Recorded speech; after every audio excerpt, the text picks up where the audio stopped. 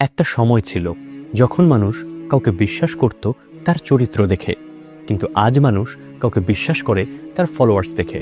আর এই একটা পরিবর্তনই বলে দেয় আমরা শেষ জামানায় ঠিক কোন জায়গায় দাঁড়িয়ে আছি। ভয় পাচ্ছেন নিশ্চয়ই? আসেন জানি বিস্তারিত। রাসূল সাল্লাল্লাহু আলাইহি সাল্লাম বহু বছর আগে একটা ভবিষ্যৎবাণী করেছিলেন। তিনি বলেছিলেন এমন একটা সময় আসবে যখন সত্যবাদীকে মিথ্যুক বলা হবে আর মিথ্যুককে বলা হবে বিশ্বাসযোগ্য। এই কথাটা শুনে আগে মনে হতো এটা হয়তো অনেক দূরের একটা ভবিষ্যৎ, কিন্তু আজ চারপাশে তাকালে বুঝতে কষ্ট হয় না ভবিষ্যৎটা আসলে আমাদের মাঝেই বসবাস করছে। প্রশ্ন হলো, কেন এমন হবে? কেন মানুষ জেনে বুঝেও মিথ্যুকের পেছনে ছুটবে? এর উত্তরটা খুব অস্বস্তিকর, কারণ মানুষ তখন সত্য চায় না, মানুষ তখন আরাম চায়। সত্য কঠিন, সত্য প্রশ্ন করে, সত্য আয়নার মতো, আর আয়নায় নিজের মুখ দেখতে সবাই চায় না। কিন্তু মিথ্যা হলো আরামদায়ক। মিথ্যা আপনাকে দোষী বানায় না, বরং মিথ্যা আপনাকে ভালো শোনায়। আপনাকে বলে তুমি ঠিক আছো, তুমি যেমন আছো ঠিক তেমনই থাকো।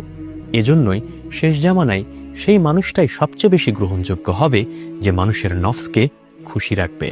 রাসূল সাল্লাল্লাহু আলাইহি সাল্লাম বলেছেন, তখন বিশ্বাসযোগ্যতা নির্ধারণ হবে আমানত দিয়ে না, তাকওয়া দিয়ে না, নির্ধারিত হবে মুখের কথার মিষ্টতায়। যে সুন্দর করে কথা বলতে পারবে, যে মন ভোলাতে পারবে, সেই হবে বিশ্বাসযোগ্য। আজ আমরা নিজেরাই সেটা প্রমাণ করছি।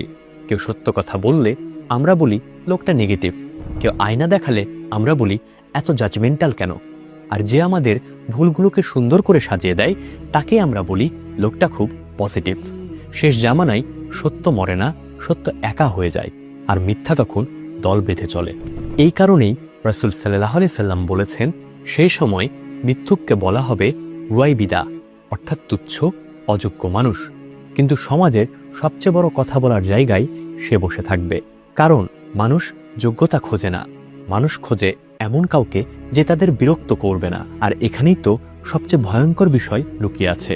যখন মিথ্যুক বিশ্বাসযোগ্য হয় তখন সত্য বলা শুধু কঠিন না, বরং ঝুঁকিপূর্ণও হয়ে যায়। সত্যবাদী তখন একা হয়ে পড়ে, চাপের মুখে পড়ে, চুপ করে যেতে বাধ্য হয়। আমার পক্ষ থেকে শেষ কথাটা খুব স্পষ্ট। শেষ জামানায় ঈমান মানে শুধু নামাজ রোজা না, শেষ জামানায় ঈমান মানে সত্যের পক্ষে দাঁড়ানোর সাহস।